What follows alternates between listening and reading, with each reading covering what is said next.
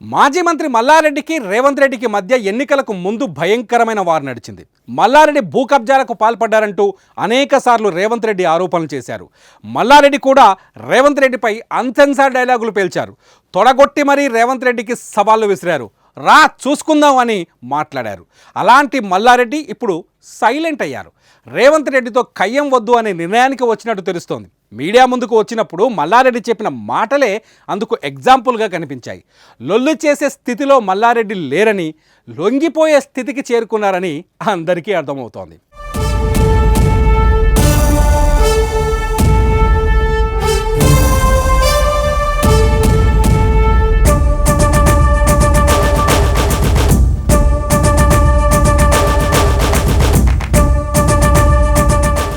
ఎన్నికల్లో కాంగ్రెస్ గెలుస్తుందని, రేవంత్ రెడ్డి సీఎం అవుతారని మల్లారెడ్డి ఎప్పుడూ ఊహించలేరు.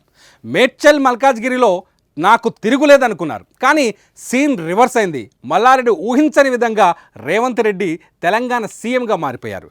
ఇప్పుడు కూడా మల్లారెడ్డి రేవంత్ రెడ్డిని కెలుక్కుంటే తనకే నష్టమని క్లారిటీకి వచ్చారు. దీంతో కాంట్రవర్సీ కంటే కాంప్రమైజ్ అవ్వడం బెస్ట్ అని మల్లారెడ్డి నిర్ణయించుకున్నట్టు తెలుస్తోంది. ఎందుకంటే పాలమ్మినా పూలమ్మినా కష్టపడి ఈ స్థాయికి వచ్చినా సర్కార్తో పెట్టుకోవడానికి ఏ వ్యాపారి సాహసం చేయరు. అందుకే మల్లారెడ్డి కూడా అన్నీ వదిలేసి రేవంత్ రెడ్డికి లొంగిపోవడం బెటర్ అని ఆలోచిస్తున్నట్టు తెలుస్తోంది.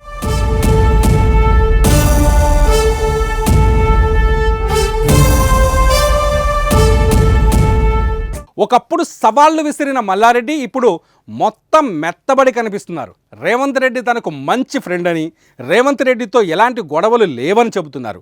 అసెంబ్లీలో కూడా హాయ్ మల్లన్న అని రేవంత్ రెడ్డి తనను పలకరించారని, ఇప్పుడు ఇద్దరం స్నేహితులమని చెప్పుకొస్తున్నారు. రేవంత్ రెడ్డి ఫస్ట్ టార్గెట్లో మల్లారెడ్డి ఉంటారని అందరూ ఊహించినా టార్గెట్ చేయకముందే మల్లారెడ్డి లొంగిపోయారని అంతా మాట్లాడుకుంటున్నారు.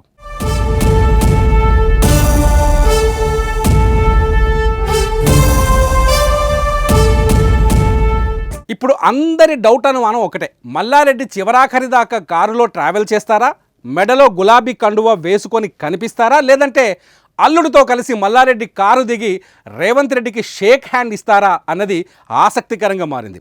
తెలంగాణలో బీఆర్ఎస్ ఓడిపోయాక ఆ పార్టీలోని అనేక మంది ఎమ్మెల్యేలు కాంగ్రెస్ వైపు చూస్తున్నట్టు గాసిప్స్ వస్తున్నాయి.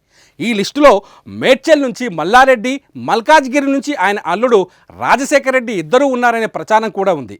దీంతో మల్లారెడ్డి కేసీఆర్తో ఉంటారా, లేదంటే అన్నీ మర్చిపోయి కాంగ్రెస్లో వచ్చి చేరతారా అన్నది ఆసక్తికరంగా మారింది.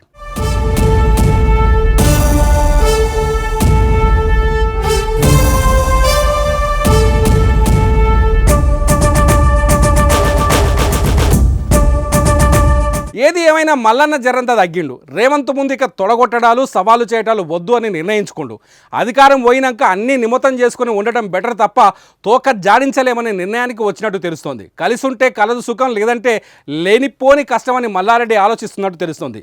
ఇటు సీఎం రేవంత్ రెడ్డి కూడా ప్రజారంజక పాలన తప్ప పగారంజక పాలన వద్దు అనే రీతిలో ముందుకు సాగుతున్నారు. వీలైనంత వరకు అందరినీ కలుపుకొని ముందుకు పోవాలని సీఎం ఆలోచిస్తున్నట్టు తెలుస్తోంది.